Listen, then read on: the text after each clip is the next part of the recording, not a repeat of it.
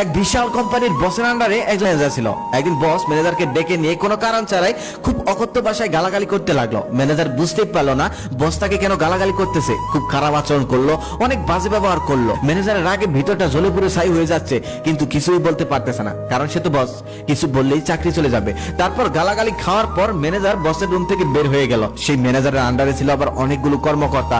তারপর সেই কর্মকর্তার কাছে গিয়ে কোনো কারণ ছাড়াই কর্মকর্তাদেরকে গালাগালি করতে লাগলো, রাগারাগি করতে লাগলো। কর্মকর্তারা বুঝতে পারলো না ম্যানেজার কেন তাদের সাথে এমন করতেছে। তবে কর্মকর্তারা ম্যানেজারকে কিছুই বলতে পারতেছে না, কারণ ম্যানেজারকে কিছু বললে তো তাদের চাকরি চলে যাবে। তারপর কর্মকর্তারা অফিস শেষ করে বাসায় যাওয়ার সময় দারোয়ানকে মারলো এক চড়। দারোয়ান কিছুই বলতে পারলো না, কারণ দারোয়ান এই অফিসের সব থেকে ছোট একজন কর্মকর্তা। কিছু বললেই তো তার চাকরি চলে যাবে। দারোয়ানের ভিতরটা রাগে চলে পুরো ছাই হয়ে যাচ্ছিল। তারপর দারোয়ান বাসায় গিয়ে তার বউকে বেদরম পিটালো, নিজের রাগ এখানে গিয়ে ঝাড়লো। কিন্তু দারোয়ানের বউ দারোয়ানকে কিছুই বলতে পারলো না, ভিতরটা রাগে চলে পুরো ছাই হয়ে যাচ্ছে। কিছু বললেই তো দারোয়ান তাকে আবার পিটাবে। তারপর দারোয়ানের একটি সন্তান ছিল।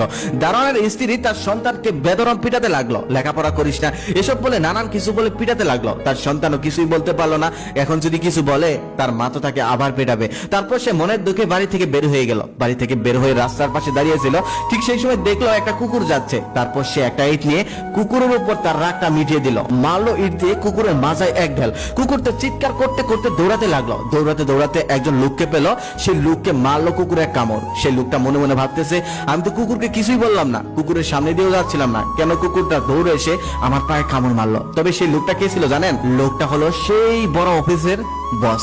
গল্পটির শিক্ষা, আপনি যদি কারো ভুল ধরতে চান তাহলে তার ভুল থাকতে হয় না, এমনি এমনি ধরা যায়। তবে আপনি যদি অকারণে কারো ভুল ধরে কারো মনে কষ্ট দেন, কারো মনে আঘাত দেন, তাহলে কোনো না কোনো দিক থেকে সেই আঘাতটা আপনার উপরে এসে পড়বে।